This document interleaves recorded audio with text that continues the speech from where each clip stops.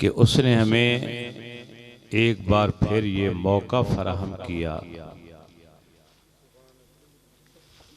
कि इशा की नमाज के बाद से लेके रात के अब आखिरी हिस्सा शुरू हुए, अल्लाह का, अल्लाह के महबूब का, अल्लाह के महबूब की आलो असहाब का जिक्र पाक किया जा रहा है और सुना जा रहा है।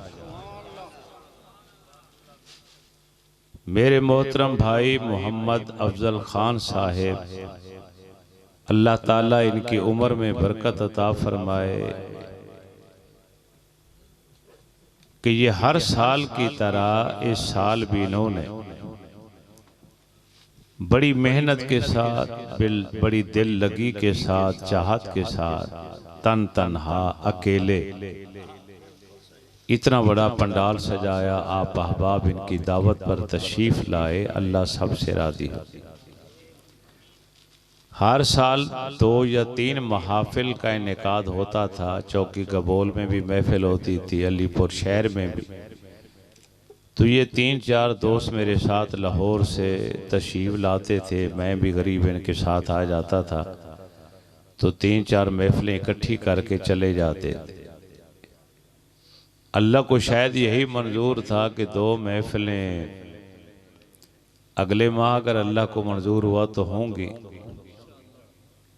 तो क्योंकि भाई मोहम्मद अफजल खान साहब के जिगर गोशे जो माशाअल्लाह अब आखिरी सालों में हैं, डॉक्टर तकरीबन बन चुके हैं, उनकी छुट्टी मुकम्मल होने वाली थी। 11 तारीख को उनकी वापसी थी। तो उनकी दिली ख्वाहिश थी कि मेरे होते हुए मेरे प्यारे नबी का पाक जिक्र हो, मैं सुन कर जाऊँ। खान साहब खुद माशाअल्लाह सच्चे आशिक रसूल हैं, नेक हस्ती हैं। अल्लाह ने इनको औलाद भी नेक और साले और फर्मा बरदार अता फरमाई है।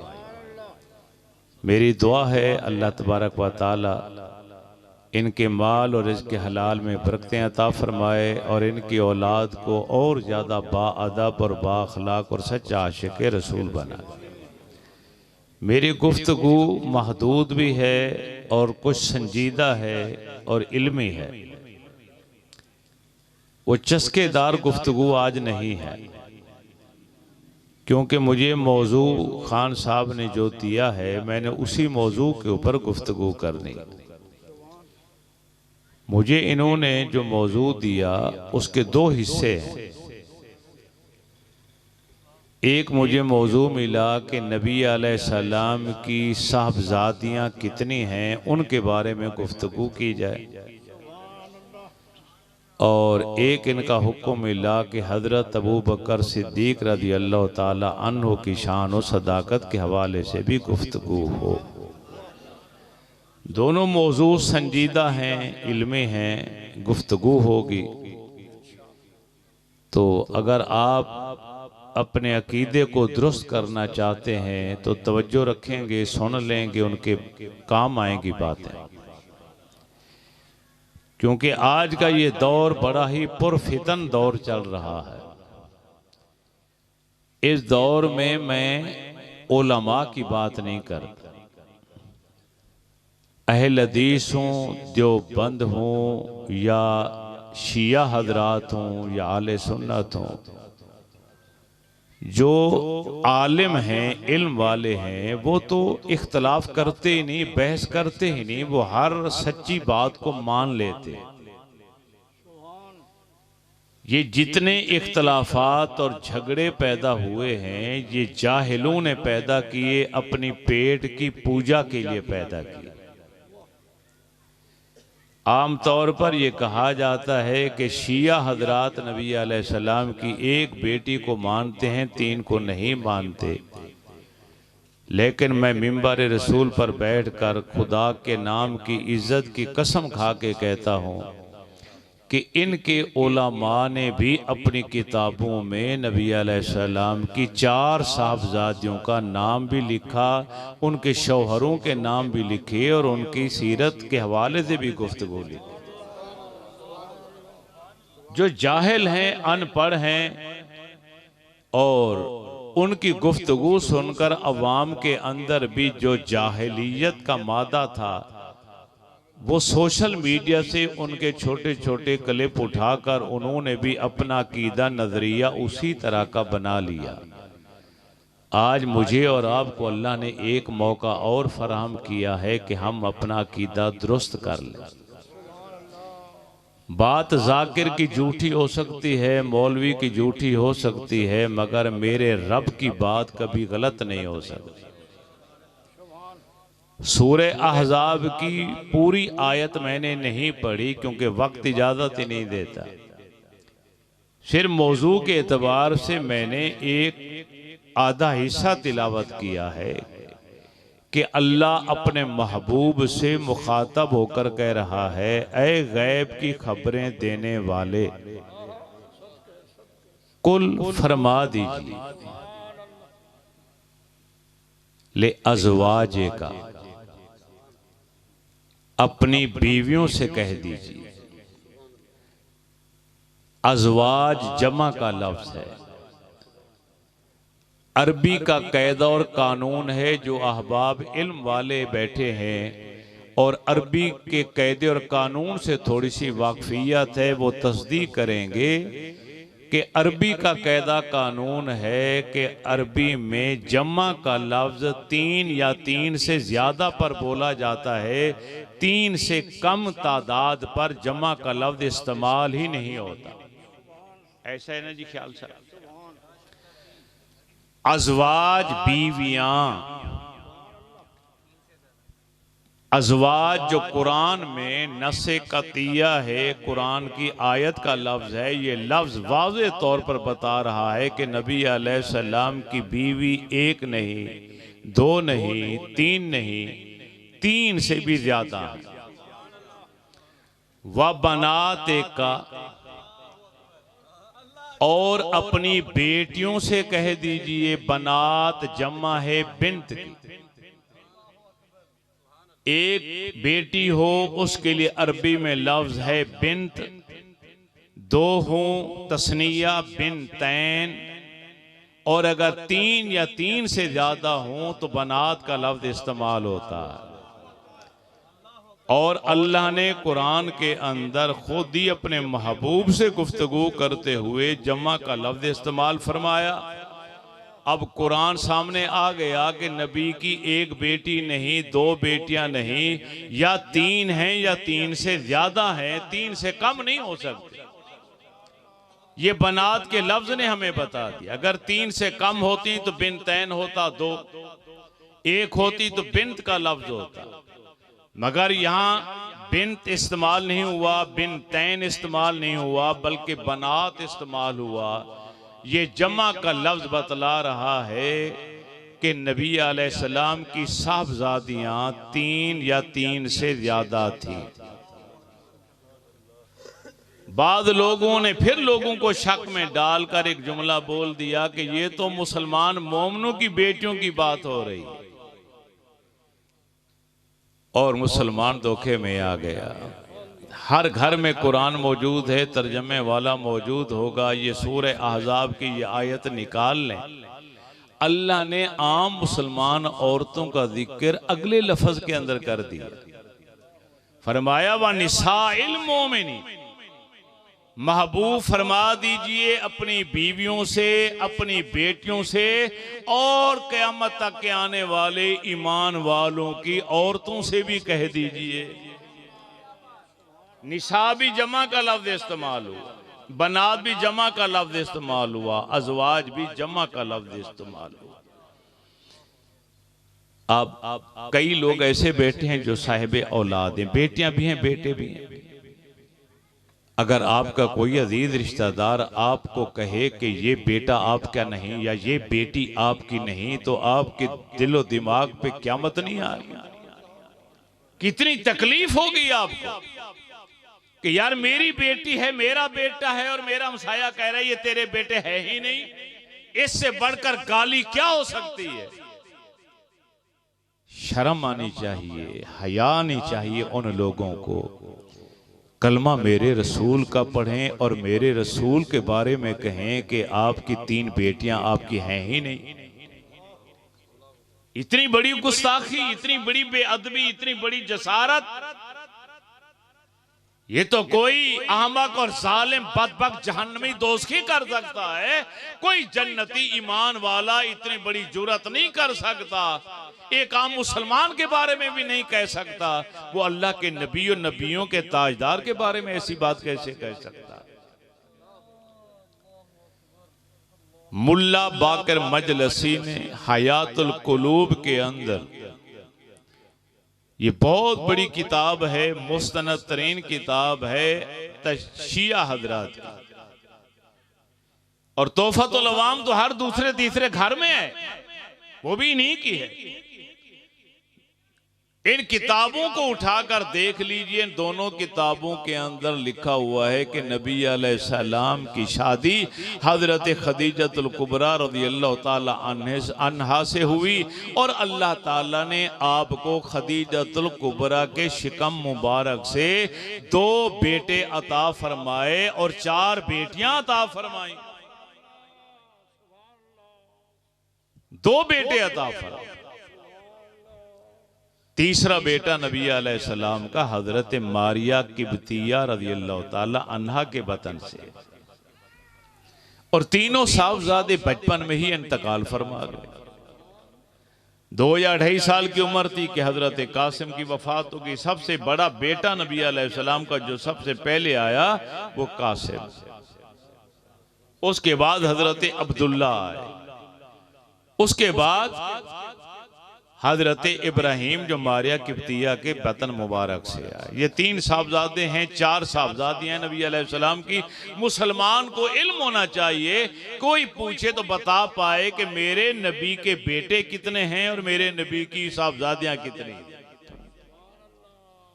मुसलमान हो खान साहब और कलमा मेरे रसूल का पढ़े और उससे कोई पूछे तो वो कि मुझे इल्म नहीं, मुझे पता ही नहीं। इससे बड़ी बदनसीबी क्या हो सकती है। बाद लोगों ने कहा जी 7 हैं, 9 हैं, तादाद बढ़ाते चले गए, मगर मैंने वो रिवायत बयान की जो मुस्तनद तरीन और बिल इत्तेफाक, जिस पर सभी का इत्तेफाक, अहले हदीस का भी, देवबंद का भी, आले सुन्नत का भी और अहले तशय्युअ का भी, सभी का इत्तेफाक है कि 3 साहबजादे नबी अलैहिस्सलाम, हजरत कासिम, हजरत अब्दुल्ला, हजरत अब्दुल्ला के और नाम भी रख दिए गए थे। तैयब भी कहा गया, ताहिर भी कहा गया, मुतय्यब भी कहा गया, मुताहिर भी कहा गया, मगर ये सारे के सारे नाम एक ही बेटे के हैं, हजरत अब्दुल्ला के। ये अलग अलग बेटे नहीं थे। कासिम भी बचपन में फौत हो गए, हजरत अब्दुल्ला भी बचपन में फौत हो गए, और इब्राहिम तो मदीना तैयबा के अंदर अवालिय मदीना के अंदर फौत हो। कभी कभार नबी अलैहिस्सलाम ने अपने इस बेटे को दूध पिलाने के लिए एक घर का इंतखाब किया, एक नेक खातून का इंतखाब किया कि मेरे बेटे इब्राहिम को ये पालेगी, परवरिश करेगी, अपने घर में रखेगी, दूध ये पिलाया करेगी। कभी कभार सरकार आ जाते थे, अपने बेटे को मिल जाया करते थे, देख जाया करते थे। पता चला कि बेटे की तबीयत ठीक नहीं तो सरकार तशरीफ ले आए, चंद सहाबा भी साथ थे। वो गरीब औरत थी, उसका गरीब घराना था, लकड़ियों की आग जला रखी थी, वो कमरे के अंदर धुआं था। नबी अलैहिस्सलाम उसी कमरे के अंदर जिसमें धुआं था उसी में आप बैठे, अपने लख्त जिगर को अपने हाथों पे उठाया, उसकी सांसें उखड़ना शुरू हो गई। नबी अलैहिस्सलाम की आंखों में आंसू थे। आपने 3 जुमले इरशाद फरमाए थे कि बेटा मेरी आंखों में आंसू हैं, मेरे दिल में तेरा गम है, मगर मैं रब की रजा पे राजी हूं, मैं तकदीर पर राजी, मगर तेरी जुदाई का सदमा भुला नहीं पाऊंगा, तू हमेशा याद रहेगा। तो 3 साहबजादे और 4 बेटियां कुरान और हदीस की रूह से। पहली साहबजादी का इस्म मुबारक है सैयदा ज़ैनब, रज़ियल्लाहु ताला अन्हा। ये सबसे बड़ी बेटी हैं नबी अलैहिस्सलाम। इनकी शादी अबुल आस से हुई, खाला के बेटे से। हजरत खदीजतुल कुबरा की बहन का बेटा था, लफीद नाम था, कुनियत अबुल आस थी, मशहूर हो गए अबुल आस के नाम से। और दूसरी बेटी चचा अबू लाब के बेटे के साथ निकाह हुआ मगर रुश्ती ना हुआ,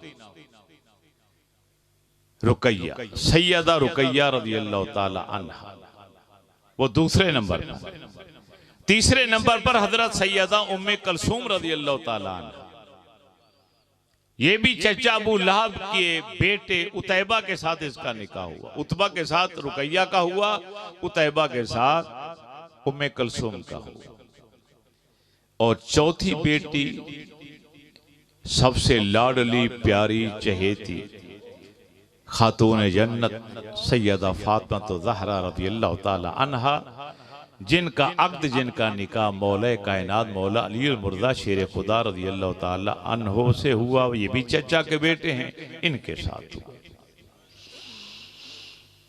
मगर आज सोशल मीडिया से धोखा खाकर, चंद जाकिरों और चंद जाहिल मौलवियों की बातों से धोखा खाकर मुसलमान ने कुरान को भी इनकार कर दिया, हदीस का भी इनकार कर दिया। सोशल मीडिया की तस्दीक करते हुए नबी की एक बेटी, आखिरी बेटी सैयदा कायनात को मान लिया, 3 बेटियों का इनकार कर दिया। मगर इनकी अपनी किताबों में लिखा हुआ, जब सैयदा फातिमा तो ज़हरा रज़ियल्लाहु ताला अन्हा के विसाल का वक्त आया, आखिरी लम्हा थे, मौला अली शेर खुदा रज़ियल्लाहु ताला अन्हो प्यास बैठकर रो रहे थे, आंखों में आंसू। पूछा आप क्यों रो रहे हैं? और ज्यादा रो पड़े, हिचकियां लग गई। फरमाया ए फातिमा, आप जैसी बाहया बावफा जाहिदा आबिदा जाकिरा साजिदा मुझे बीवी कहां से मिलेगी? मेरे बच्चों का क्या बनेगा? जो प्यार तूने दिया है बच्चों को,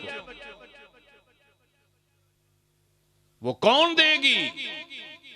जब मौला अली अल मुर्तजा ये फरमा रहे थे, इनकी अपनी किताबों में लिखा है कि सैयदा कायनात ने वहां पर ये अल्फाज इस्तेमाल किए। आपने फरमाया इसमें घबराने वाली कौन सी बात है? मेरी भांजी है ना, मेरी बहन की बेटी उमामा, जिसको मैंने गोद में रखा, जिसकी मैंने तरबियत और परवरिश की है, वो मेरी ही सूरत की तरह दिखाई देती है। मैं आपको वसीयत करती हूं, जब मेरा विसाल हो जाए और आपका इरादा शादी का हो जाए तो उमामा से करना, मेरी बड़ी बहन की बेटी से करना। सैयदा ज़ैनब की बेटी थी उमामा रज़ियल्लाहु ताला अन्हा। ये वो नवासी थी नबी अलैहिस्सलाम की। जब नबी अलैहिस्सलाम नमाज पढ़ रहे होते थे तो ये आके दोनों पाँव के दरमियान से गुजर जाती थी, सजदे में जाते तो पुश्त पर बैठ जाती थी। और एक हदीस पाक में आता है कि नबी अलैहिस्सलाम खुद इन्हें उठाकर अपने कंधों पर बिठा लेते थे। जब रकू और सजदे में जाते थे कंधों से उठा के नीचे जमीन पर बिठा देते, और रकू सजदा करने के बाद फिर दोबारा इसको उठा के अपने शानों पर बिठा लिया करते थे। एक बार एक हार आया किसी बादशाह की तरफ से तोहफे के तौर, बड़ा खूबसूरत हार था। आपने अपने घर वालों को इकट्ठा करके फरमाया जो मुझे सबसे ज्यादा प्यारी है ना, ये हार मैं उसके गले में डालूंगा। तो कई अज़वाज ये सोच रही थी कि हमें आका अलैहिस्सलाम ये हार देंगे। अम्मा आयशा सिद्दीका अफीफा रज़ियल्लाहु ताला अन्हा, जिनसे अल्लाह के रसूल सबसे ज्यादा प्यार फरमाते थे, फरमाते मेरी ख्वाहिश थी कि मुझे मिलेगा, मगर नबी अलैहिस्सलाम के सामने ये उमामा भी खेलती हुई दौड़ती हुई नजर आई। आपने उमामा को बुलाया और ये हार अपनी नवासी के गले में डाला। ईमानदारी से बताओ, अगर सैयदा फातिमा की और बहन थी नहीं तो नवासी कहां से आई? भांजी कहां से आई, मौला अली ने शादी क्यों की, उस वसीयत पर अमल करते हुए निकाह क्यों किया, शादी क्यों की। खातून जन्नत के विसाल के बाद मौला अली अल मुर्तजा का निकाह हजरत सैयदा उमामा के साथ हुआ, जो सैयदा जैनब की बेटी हैं, और सैयदा जैनब मेरे रसूल की सबसे बड़ी साहबजादी हैं।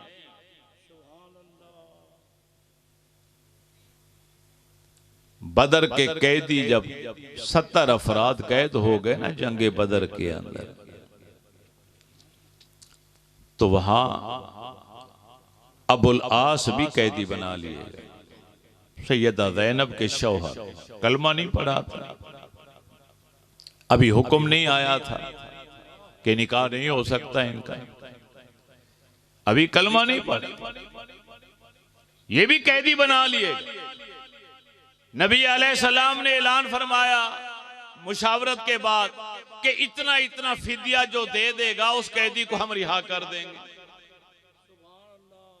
पैगाम पहुंचा नबी अलैहिस्सलाम की बेटी सैयदा जैनब के पास, तो सैयदा जैनब को माँ खदीजतुल कुबरा रज़ियल्लाहु ताला अन्हा ने जहेज में शादी के बाद अपना हार उतार कर जो उसके गले में पहनाया था, सैयदा जैनब ने शौहर की रिहाई के लिए वो हार नबी अलैहिस्सलाम के पास भेजा।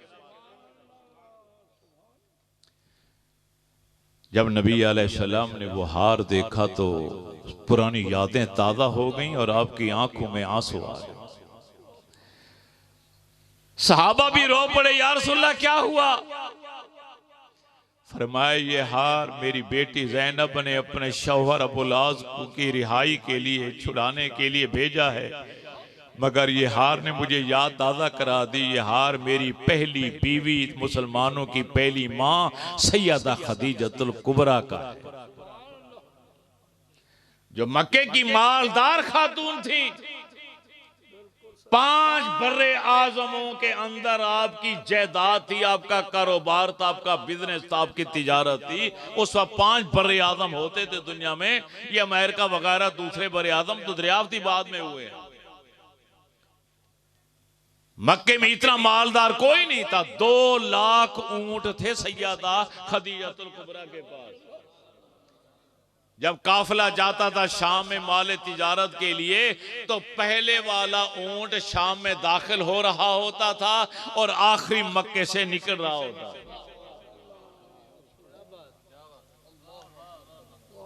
ये पहली माँ है मुसलमानों की, जिसने कलमा पढ़ने के बाद, ईमान लाने के बाद, पहला मुसलमान होने का एजाज हासिल करने के बाद अपनी खरब से भी ज्यादा दौलत जायदाद इस्लाम के लिए वक्फ कर, सब कुछ कुर्बान कर दिया।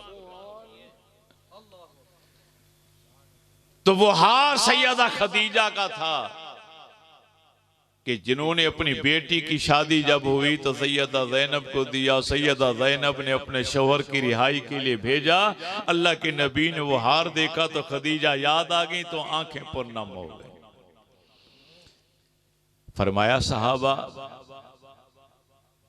अगर आप लोग राजी हों तो अबुल आस को रिहा कर दिया जाए और ये हार भी वापस कर दिया जाए। साहबा की चीखें निकल गई, या रसूल अल्लाह, हमारे माँ बाप पर कुर्बान, आपका फैसला ही हतमी फैसला है।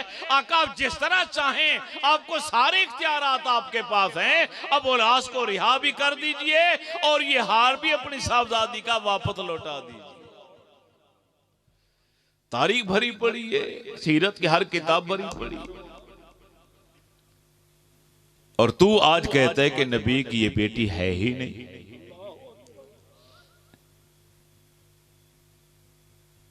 जब तब्बत यदा अबी लहबियों व तब ये सूरत नाजिल हुई, जब दोनों हाथों से अबू लहब ने थैलों से पत्थर उठा के नबी अलैहिस्सलाम की तरफ मारने की कोशिश की, तो अल्लाह ने ये सूरत उतारी कि अबू लहब के दोनों हाथ टूट जाएं, हलाक हो जाएं।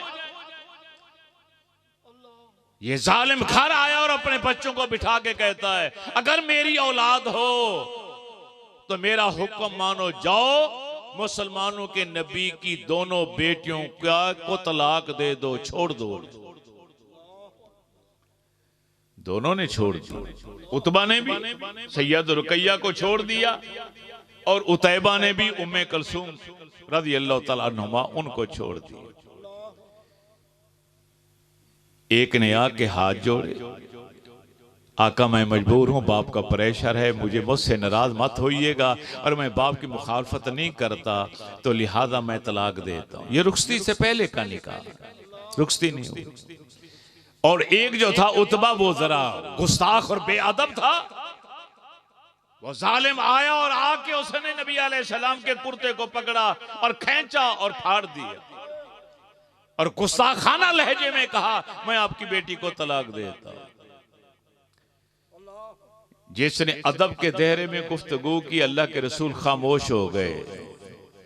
जिसने गुस्ताखाना लहजा इस्तेमाल किया, मेरे नबी ने दोनों हाथ उठाए और फरमाया या अल्लाह, अपने कुत्तों में से एक कुत्ता अबू लहब के बेटे उतबा पर मुसल्लत कर, जो इसको आकर चीर फाड़ के रख दे।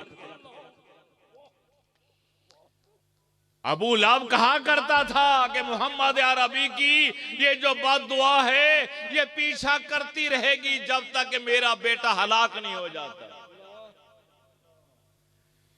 कुछ ही अरसे में काफिला जाने लगा तिजारत का, तो इसका बेटा भी तैयार हो गया। अबू लहब ने काफिले वालों से कहा देखो लंबा सफर है, तुम्हें रास्ते में रात भी होनी है और वो जंगल बयाबान है। मुसलमानों के नबी ने बददुआ दी है और मुझे खतरा है मेरा बेटा हलाक हो जाएगा, लिहाजा मेरे बेटे की हिफाजत का बंदोबस्त करना। चौकीदार आज के इस्लाम में कौन सिक्योरिटी गार्ड मुहैया किए और जहां रात गुजारेगी वहां सभी का सामान रख के एक पहाड़ नुमा अंबार बनाया गया। उसके ऊपर अबू लहब के बेटे को कहा गया तेरा बिस्तर लगा देते हैं, तू ऊंचाई पे जाके सो जा। वो ऊपर जाके सोया और सिक्योरिटी गार्ड वो भी काफिर थे, वो उस सामान के आसपास हल्का बना के सो गए। जंगल का शेर आया, रब ने भेजा, वो भी काफिर है ये भी काफिर है, मगर ये गुस्ताख नहीं वो गुस्ताख है। शेर ने आके हर एक का मुंह सूंघा, सूंघते हुए उसे कुफ्र की बू तो आई मगर गुस्ताखी वाली तेज बदबू नहीं आई। उसने किसी को कुछ नहीं कहा, वो मुंह सूंघता गया, हर काफिर को छोड़ता चला गया। जब सभी के मुंह सूंघ लिए उसने छलांग लगाई ऊपर, एक ही जस्त में ऊपर पहुंचा और उतबा का मुंह सूंघा तो फिर पता चला कि ये तो गुस्ताख भी है और काफिर भी है। अब उसने अबू लहब के बेटे उतबा को उसी जगह के ऊपर चीर के टुकड़े टुकड़े करके रख दिया। खाया नहीं उसने, खून पिया नहीं उसने। जंगल का शेर है, जानवर है, जानता है कि मेरे लिए सब कुछ हलाल है, मगर गुस्ताखे रसूल का गोश्त और खून मैं भी नहीं पीना चाहता, मैं भी नहीं खाना चाहता। इन्हीं दो बेटियों की शादी बाद में यके बाद दीगरे हजरत उस्मान बिन अफ़्फ़ान, जिन्हें हजरत उस्मान गनी रज़ी अल्लाह तआला अन्हु कहा जाता है, उनके सैयदा रुकैया का निकाह शादी हुई नबी अलैहिस्सलाम ने की हजरत उस्मान के साथ। और फरमाया उस्मान ये जिब्रील है, आया खड़ा है, अल्लाह की तरफ से पैगाम लाया है, मेरे रब ने ये रिश्ता पसंद करके मेरे रब ने हुक्म दिया है कि मैं अपनी बेटी रुकैया का निकाह तेरे साथ कर दूं। ये पहला जोड़ा है, पहला जोड़ा तारीख के अंदर लूत अलैहिस्सलाम के बाद कि जिस जोड़े ने हिजरत की है दीन की खातिर।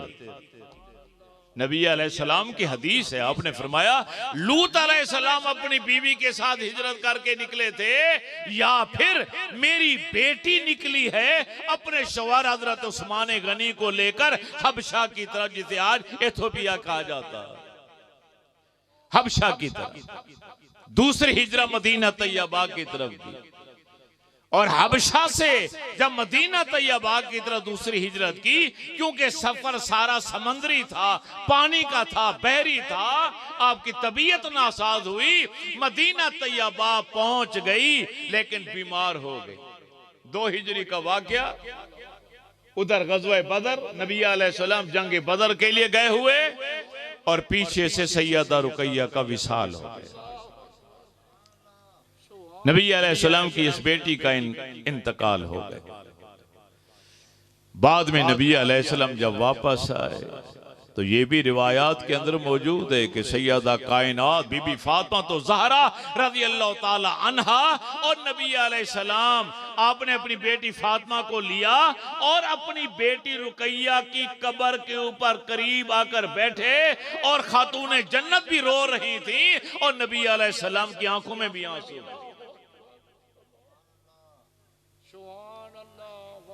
बेटी नहीं थी तू कहता, खातूने जन्नत की बहन कोई नहीं थी। अरे जालिम जाहिल, अरे खुदा का खौफ कर।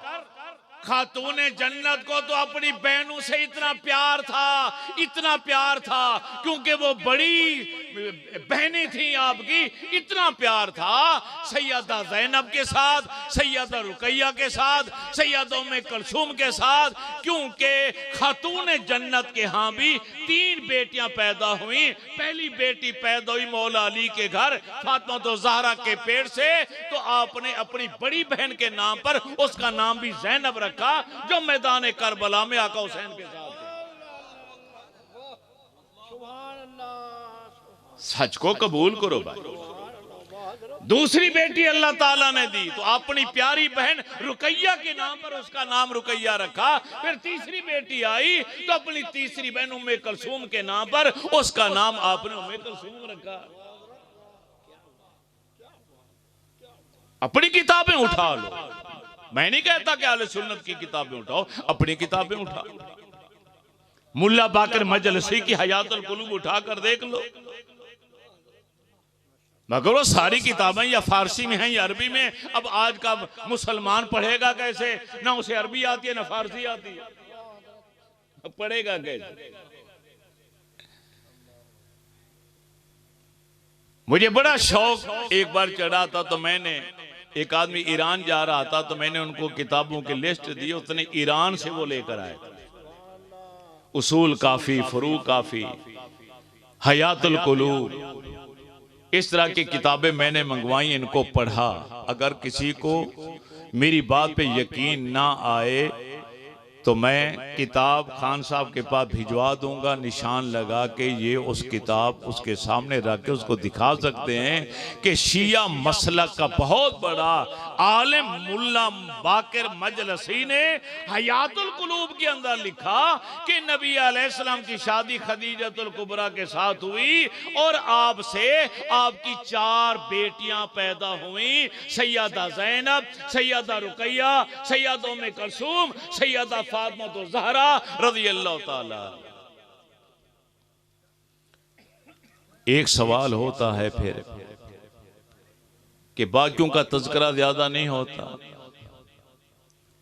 एक सवाल यह भी होता है कि जब मुबाहला हुआ था ईसाइयों के साथ, नजरान के ईसाइयों के साथ, तो नबी अलैहिस्सलाम मुबाहले के लिए आए तो अपनी एक बेटी फातिमा तो ज़हरा को साथ लेकर आए थे। अगर कोई और बेटी होती तो उसको भी साथ लेकर आते, वो तो एक बेटी को साथ लेकर आए थे। जब पता चला कि ईसाई आ चुके, अल्लाह के महबूब घर से रवाना हुए तो फरमाया बेटी आओ मेरी काली कमली को पकड़। खातून जन्नत ने पीछे से काली कमली पकड़। मौला अली मुर्दा से फरमाया कि तू खातून जन्नत के पीछे आ जा और मेरी बेटी फातिमा तो ज़हरा की चादर ततहीर का पल्ला थाम ले। इमाम हसन दाईं तरफ, इमाम हुसैन बाईं तरफ, दरमियान में नबी अलैहिस्सलाम। इधर हसन, इधर हुसैन, आगे नाना जान, पीछे अम्मा जान और पीछे कितने हो गए? 5 पंजतन पाक का लफ्ज यहां से निकला, इसी रिवायत से निकला। तो कहते हैं अगर और बेटियां होती तो अल्लाह के रसूल उनको भी साथ लेकर आते, तो एक बेटी थी उसी को लेकर आए। मैं अगर आपसे पूछूं, इधर देखिए, मैं आपसे पूछूं कि आप यहां खान साहब के जलसे में आए हैं, आपके दादा जान परदादा जान क्यों नहीं आए? उन्हें भी साथ ले आते, क्यों नहीं लाया? तो क्या कहेंगे आप? वो जी वो तो फौत हो गए, दुनिया में होते तो आते। अरे भाई 9 हिजरी के अंदर ये मुबाहले वाला वाक़या पेश आया, और मेरे रसूल की जो 3 साहबजादा हैं वो तो 8 हिजरी तक तीनों के तीन ही विसाल फरमा गई। कोई जिंदा हयात ही नहीं थी दुनिया में, होती तो आती साथ। और सैयदा ज़ैनब का विसाल पहले हो गया, सैयदा रुकैया का विसाल पहले हो गया, उम्मे कुलसूम का विसाल पहले हो गया। वो तो पर्दा फरमा चुकी थी, दुनिया में जिंदा हयात ही नहीं थी, होती तो साथ आती। अब अकेली खातून जन्नत सलामुल्लाह अलैहा एक बेटी थी, अल्लाह के रसूल उसी को साथ लेकर आ गए। और ज्यादा जिक्र इसलिए भी खातून जन्नत का होता है क्योंकि जब मेरे नबी के तीनों साहबजादे दुनिया से चले गए तो मक्का के काफिरों ने ताना दिया आपको कि आप लावल्द हो गए, आपकी नस्ल कट गई, आपका नामो निशान मिट गया। तो रब्बुल आलमीन ने फरमा महबूब ना इन्ना आतोइना कल कौसर, अरे मैंने तो आपको खैर कसीर अता फरमाई है। और इसी कौसर की तफसीर में मुफस्सरीन को लिखना पड़ा कि अल्लाह ने आपको हुक्म दिया कि मैं आपकी नस्ल, आपकी औलाद, आपकी बेटी फातिमा की औलाद में से निकालूंगा जो कयामत तक जिंदा रहेगी, कयामत तक जिंदा रहे। ये एजाज है, मुनफरिद डिग्री है खातून जन्नत के पास कि मेरे रसूल की औलाद हजरत सैयदा फातिमा सलामुल्लाह अलैहा की औलाद से है। मौला अलीउल मुर्तजा की और भी शादियां हुई, लेकिन उनकी औलाद को सैयद नहीं कहा जाता, ये ज़हन में रखिए बात। आले रसूल नहीं कहा जाता, कोई अलवी कहलवाता है, कोई जाफरी कहलाता है, कुछ कोई और कहलवाता है, कुछ कोई और कहलवाता है। सिर्फ मौला अली की शादी खातून जन्नत से हुई। बीबी फातिमा तो ज़हरा रज़ियल्लाहु ताला अन्हा से 6 बच्चे दुनिया में आए। 3 बेटे थे, एक हसन, एक हुसैन और एक थे मोहसिन, कोई मुहस्सन भी पढ़ता है, वो बचपन में ही फौत हो गया, तो 2 बेटे रह गए।